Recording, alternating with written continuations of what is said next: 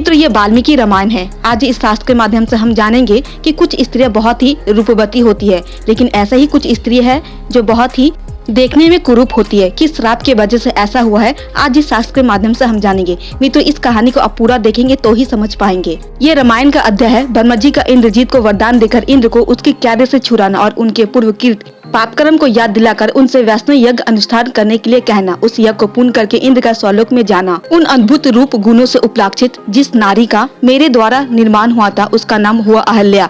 इस जगत में हल कहते हैं। कुरूपता को उससे जो निंदनीयता प्रकट होती है, उसका नाम अल्य है। जिस नारी में हल्य ना हो वह अहल्या कहलाती है, इसलिए वह नवनिर्मित नारी अहल्या नाम से विख्यात हुई। मैंने ही उसका नाम अहल्या रख दिया था।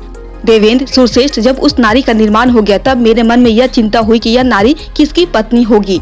प्रभु पुरंदर देवेंद्र, उन दिनों तुम अपने स्थान और पद की श्रेष्ठता के कारण मेरी अनुमति के बिना ही मन यह समझने लगे कि यह मेरी ही पत्नी होगी। मैंने धरोहर के रूप में महर्षि गौतम के हाथ में उस कन्या को सौंप दिया। वो बहुत वर्षों तक उनके यहाँ रही, फिर गौतम ने उसे मुझे लौटा दिया। महामुनि गौतम के उस महान धैर्य, इंद्रिय संयम तथा तपस्या विषयक सिद्धि को जानकर मैंने वह कन्या पुनः उन्हीं को पत्नी रूप में दे दी।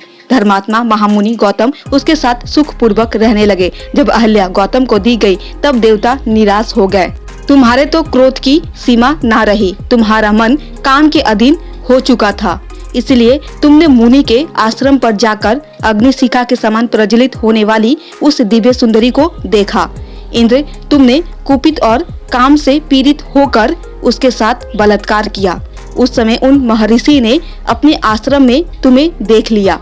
देवेंद्र, इससे उन परम तेजस्वी महर्षि को बड़ा क्रोध हुआ और उन्होंने उन्हें श्राप दे दिया। उसी श्राप के कारण तुमको इस विपरीत दशा में आना पड़ा है, शत्रु का बंदी बनना पड़ा है। उन्होंने श्राप देते हुए कहा, वासव सर्क, तुमने निर्भय होकर मेरी पत्नी के साथ बलात्कार किया है, इसलिए तुम युद्ध में जाकर शत्रु के हाथ में पड़ जाओगे। दुर्बुद्धे, तुम जैसे राजा के दोष से मनुष्य लोक में भी यह जरभाव प्रचलित हो जाएगा जिसका तुमने स्वयं यहाँ सूत्रपात किया है। इसमें संयम नहीं है। जो जरभाव से पापचारण करेगा उस पुरुष पर उस पाप का आधा भाग पड़ेगा और आधा तुम पर पड़ेगा, क्योंकि इसके प्रवर्तक तुम ही हो। निसंदेह तुम्हारा यह स्थान स्थिर नहीं होगा। जो कोई भी देवराज के पद पर प्रतिष्ठित होगा वह वहाँ स्थिर नहीं रहेगा। यह शाप मैंने इंद्रमात के लिए दे दिया है। ये बात मुनि ने तुमसे कही थी। फिर उन महातपस्वी मुनि ने अपने उस पत्नी को भी भली भांति डांट फटकार कर कहा, दुष्टे, तू मेरे आश्रम के पास ही अदृश्य होकर और अपने रूप सौंदर्य से भ्रष्ट हो जा। रूप और यौवन से संपन्न होकर मर्यादा में स्थित न रह सकी, इसलिए अब लोक में तू अकेले ही रूपवती नहीं रहेगी, बहुत सी रूपवती स्त्रियां उत्पन्न हो जाएगी। जिस एक रूप सौंदर्य को लेकर इंद्र के मन में यह काम विकार उत्पन्न हुआ था, तेरे उस रूप सौंदर्य को समस्त प्रजाएं प्राप्त कर लेगी। इसमें संयम नहीं है।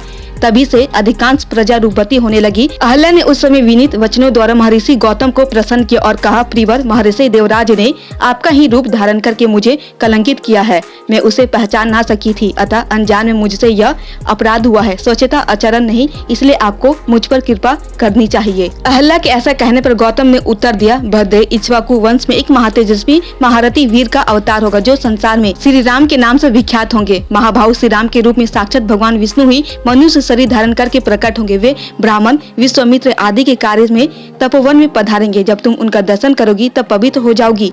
तुमने जो पाप किया है उससे तुम्हें वे ही पवित्र कर सकते हैं। तो मित्रों, इसी श्राप की वजह से कुछ स्त्रियां बहुत ही अधिक रूपवती होती है और कुछ स्त्रियां बहुत ही कुरूप होती है, और संसार में बलात्कार करने का जो रूप देखा जाता है वो भी इसी प्रसंग में सुनने को मिला। मित्रों, उम्मीद करते हैं ये छोटी सी ज्ञानवर्धक वीडियो आपको जरूर पसंद आई होगी। अगर थोड़ी भी पसंद आई हो तो प्लीज आप हमारे चैनल को सब्सक्राइब कर दे और वीडियो को एक लाइक भी कर दे। इसी तरह आप हमसे जुड़े रहें ताकि शास्त्रों की सही जानकारी आपको हमेशा मिलती रहे।